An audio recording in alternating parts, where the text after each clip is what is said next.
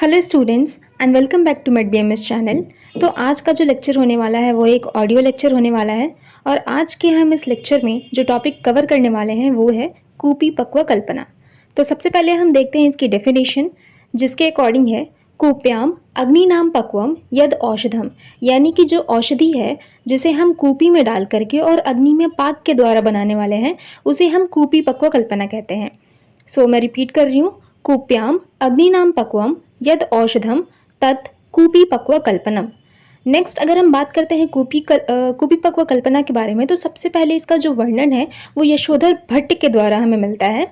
Next हम बात करेंगे इसकी क्लासिफिकेशन की। तो सगंध और निर्गंध भेद से ये दो टाइप का होता है। सगंध यानी कि इसमें गंधक का प्रेजेंस है और निर्गंध यानी कि इसमें गंधक नहीं है। तो सगंध के एग्जाम्पल हो जाएंगे रस सिंदूर, ताम्र सिंदूर या मल सिंदूर। निर्गंध के एग्जाम्पल हो जाएंगे रस पुष्प या रस कर्पूर। एक और क्लासिफिकेशन हमें देखने को मिलता है जो जिसका बेस होता है कि कौन से प्लेस पे जो मेडिसिन है वो कलेक्ट हो रही है। तो जो कूपी है वहाँ पे मेनली दो जगह पे हमें देखने को मिलता है, या तो कंठस्थ और तलस्थ। लेकिन अगर हम लोग क्लासिफिकेशन देखते हैं तो ये तीन होता है, जो कि है कंठस्थ, तलस्थ और उभयस्थ, यानी कि दोनों जगह हमें देखने को मिल सकता है। तो यदि जो औषधि है वो कंठ पे मतलब कलेक्ट हो रही है तो उसके कुछ एग्जाम्पल्स है, जो कि है रस सिंदूर, रस कर्पूर और मल सिंदूर। तलस्थ जो है वो है रस सिंदूर और समीर पन्नग रस। उभय अवस्था में जो कलेक्ट होती है वो है पूर्ण चंद्रोदय या माणिक्य रस। याद रखना है आपको, रस सिंदूर जो है वो कंठस्थ और तलस्थ दोनों ही जगह पे हमें मिलती है। अगर निर्माण विधि के बेस को लेकर के अगर हम इसको क्लासिफाई करते हैं तो इसमें भी फर्दर दो क्लासिफिकेशन होता है, जो कि है अंतर्धूम और बहिर्धूम। अब हम बात करते हैं कि कूपी पक्व कल्पना में सबसे पहले हमें क्या चाहिए। तो जो मेजर ड्रग हमें लेना होता है वो होता है शुद्ध पारद और शुद्ध गंधक। तो जो कूपी पक्व कल्पना है हम उसको तीन फेज में ऐसे पढ़ रहे हैं, पूर्व कर्म, प्रधान कर्म और पश्चात। तो पूर्व कर्म में क्या करेंगे कि हम सबसे पहले तो पारद और गंधक को लेके उसकी कज्जली बनाएंगे। जो प्रधान कर्म होगा उसमें हम उसका पाक करेंगे, और जो पश्चात कर्म है उसमें हम देखेंगे कि हम किस तरह से जो कूपी है उसको पाक होने के बाद तोड़ रहे हैं। तो सबसे पहले हम स्टार्ट करते हैं अपना पूर्व कर्म, जिसमें हम देख रहे हैं कि हमारा जो प्रमुख द्रव्य है वो शुद्ध पारद और शुद्ध गंधक होगा। अब बात आती है कि इसको किस मात्रा में लें, यानी कौन सा रेशियो होना चाहिए। तो अकॉर्डिंग टू रस तरंगिनी इसमें जो रेशियो बता रखा है वो अर्धगुण, समगुण, द्विगुण, त्रिगुण या षटगुण मात्रा में हम जो पारद है और गंधक है इसका रेशियो हम लोग ले सकते हैं। अब हम बात करते हैं कि इसकी हमें कज्जली बनानी है। तो कज्जली बनाने के लिए हम इसमें भावना द्रव्य ऐड करेंगे। कौन कौन से हो सकते हैं, तो वो हो सकता है वटांकुर स्वरस, नींबू स्वरस, कुमारी स्वरस या फिर रक्त कार्पास, पुष्प स्वरस। तो इनमें से हम कोई भी एक द्रव्य लेकर के और उसकी भावना देके इसकी कज्जली बना लेंगे। अब हम बात करते हैं कि अगर हमें कूपी पक्व कल्पना बनानी है तो उसके लिए हमें कुछ कुछ यंत्र चाहिए होते हैं। तो सबसे पहले हम उनको लिस्ट आउट कर देते हैं। सबसे पहले तो हमें कांच की कूपी चाहिए। अब इसको हम बालू का यंत्र में रखते हैं, तो फिर हमें बालू का यंत्र भी चाहिए, साथ में बालू भी चाहिए। अब बात आती है कि जो कांच की कूपी होती है हम उसे कपड़ मिट्टी करते हैं, तो उसके लिए हमें वस्त्र चाहिए और मुल्तानी मिट्टी चाहिए। अब पाक करना है तो अग्नि का कोई सोर्स तो होना चाहिए, तो हम लेंगे अग्नि भट्टी, जिसके लिए हमें चाहिए एक कूपी का स्टैंड, और हमें जो चाहिए वो है लौह शलाका, मुद्रा और चाकू। तो प्रधान कर्म में हम सबसे पहले तो जो कांच की कूपी है उस पर कपड़ मिट्टी करके और उसको अलग रख देंगे। तो इसके लिए हम क्या करेंगे कि हम एक कपड़ा वस्त्र लेंगे और उसको मुल्तानी मिट्टी में अच्छे से उसको मिक्स करके लपेट करके और एक एक करके जो कांच की कूपी है या फिर जो बियर बॉटल है उस पर हम एक एक करके कपड़ मिट्टी करना स्टार्ट करेंगे। जब 7 लेयर हो जाए तो उसको हम थोड़ी देर के लिए छोड़ देते हैं, रख देते हैं सूखने के लिए। फिर हम क्या करेंगे कि हम बालू का यंत्र लेंगे और उसमें हम 1/3 पार्ट जो है बालू को भर देंगे। फिर जो कांच की कूपी है उसमें हम 1/3 पार्ट जो है कज्जली से फिल कर देंगे और बाकी का पार्ट हम लोग रहने देंगे, ताकि जब जो कज्जली है वो द्रवित हो यानी मेल्ट हो या फिर बॉयल हो तो उसमें उसके लिए स्पेस रह सके। तो अब हम जो कांच की कूपी है उसको भी बालू का यंत्र में डाल देंगे और उसको नेक तक बालू से कवर कर देंगे। अब बात आती है कि जो हमने लौह शलाका ली थी वो क्यों ली थी। तो जो लौह शलाका है उसका क्या यूज़ होता है कि जब भी हम पाक करते हैं तो पाक के टाइम पे जो गंधक है या फिर जो नवसादर है वो कांच की कूपी का जो मुख है उसको अवरुद्ध कर देता है, यानी कि उसको ऑब्स्ट्रक्ट कर देता है। तो उसको क्लीन करने के लिए हम लौह शलाका का यूज़ करते हैं। अब बात आती है लौह शलाका कितनी हाइट की होनी चाहिए, कितना लेंथ होना चाहिए उसका। तो ये हम लोग 3 से 4 फीट लंबी हम लोग ले सकते हैं। अब बात आती है पाक करने की। तो पाक के लिए हमें कितना टेम्परेचर चाहिए? तो इसके लिए हम 3 तरह से यहाँ पे अग्नि को हम प्रमाण देते हैं। सबसे पहले तो हम लोग मृदु अग्नि देंगे, जिसका टेम्परेचर रेंज होता है 200 टू 250 डिग्री सेल्सियस।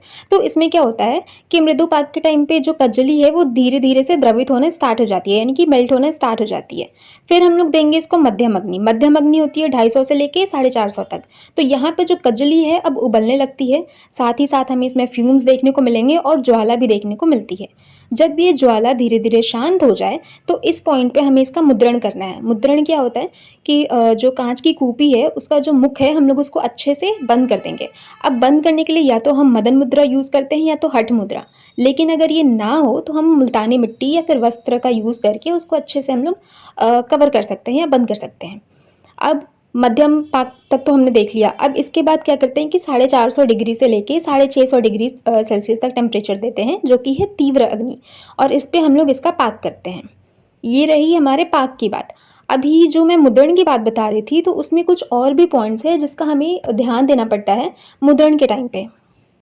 तो मुद्रण करने से पहले सबसे पहले तो हमें ये देख लेना चाहिए कि जो फ्यूम्स आ रहे हैं वो सारे ख़त्म हो जाने चाहिए। जब वो निकलना बंद हो जाए तभी हमें जो कूपी है उसका मुख मुद्रण करना है।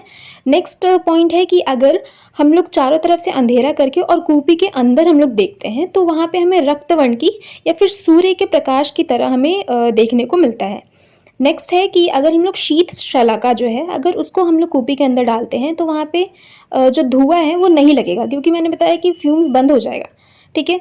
फिर जो है तप्त शलाका, अभी हमने शीत शलाका डाला था, नेक्स्ट हम तप्त शलाका अगर हम लोग डालते हैं तो उसमें जो कज्जली है वो नहीं लगती है। मैंने बताया था पाक के टाइम पे अगर जो उसका मुख है वहाँ पे गंधक या नौसादर वगैरह डिपॉजिट हो जाते हैं तो उसको क्लीन करने के लिए हम लोग शलाका का यूज़ करते हैं। तो यानी कि उसमें पहले चिपक रहा था, लेकिन जब मुद्रण का टाइम होगा तो वहाँ पे जो हमने तप्त शलाका डाला है वहाँ पे किसी भी तरह से कज्जली नहीं लगनी चाहिए। फिर नेक्स्ट पॉइंट आता है कि अगर हम जो कूपी है उसमें अगर हम लोग टॉर्च जलाते हैं तो वहाँ पे हमें पारद के जो कण हैं वो ऊपर आते हुए देखने को मिलेंगे। फिर लास्ट पॉइंट है कि अगर ताम्र का सिक्का हम जो कूपी का मुख है उसके ऊपर रखते हैं तो वहाँ पे हमें वाइट कलर के कुछ पार्टिकल्स देखने को मिलेंगे, जो कि पारद के होते हैं, और पारद के कण यानी कि बाहर आ रहे हैं कूपी के, जो कि हमें ऐसा नहीं चाहिए। तो इस टाइम पे हमें ये इंडिकेशन होता है कि जो कूपी है उसका मुख मुद्रण कर देना चाहिए। तो ये कुछ पॉइंट्स थे जो कि आपको ध्यान रखने चाहिए। अब आता है पश्चात कर्म, यानी कि जब कूपी पक्व हो गया है तो इसको किस तरह से आप तोड़ेंगे। तो सबसे पहले तो हम इसे श्वांगशीत होने देंगे और दूसरे दिन हम कूपी को लेकर के और इसको तोड़ना स्टार्ट करेंगे। अब कैसे करेंगे? तो सबसे पहले तो जो कपड़ मिट्टी हमने की थी उसको धीरे धीरे से चाकू से खुरच करके और उसको साफ कर लेंगे। ध्यान रखना है कि जो कांच की कूपी है वो टूटनी नहीं चाहिए। फिर अब हम क्या करेंगे कि हम एक सूती कपड़ा लेंगे या फिर किसी तरह का धागा लेंगे, जिसको कि हम लोग केरोसिन में डाल करके, और फिर जो कांच की कूपी है जहाँ तक हमें औषधि दिख रही है कंठ वाले एरिया पे, उसके थोड़ा सा नीचे उस रस्सी को या फिर उस कपड़े को हम लोग लपेट देंगे जो ऑलरेडी केरोसिन में भीगा हुआ है। अब यहाँ पे हमने लपेटने के बाद वहाँ पे हम अग्नि प्रज्वलित कर देंगे, जिसकी वजह से वो जलने लगेगा। फिर हम लोग उसको ठंडे कपड़े से जल्दी से ढक देंगे। अब यहाँ हम क्या कर रहे हैं कि ऑल्टरनेट हीट और कोल्ड मेथड का यूज़ कर रहे हैं, जिसकी वजह से जो कांच की कूपी है वहाँ पे क्रैक हो जाएगा और वो ईजिली सेपरेट आउट हो जाएगा। अब बात आती है कि इसके अंदर जो औषधि है उसको अलग अलग हम लोग खुरच के और निकाल करके और उसको चूर्ण बना के रख लेंगे। तो ये था आपका कंप्लीट कूपी पक्व कल्पना। अगर आपको फिर भी इसमें कोई डाउट है या कुछ ना समझ में आया हो तो आप हमें कमेंट सेक्शन में बिल्कुल पूछ सकते हैं, और आपको कोई पर्टिकुलर टॉपिक पे हमें लेक्चर चाहिए तो आप वो भी बता सकते हैं।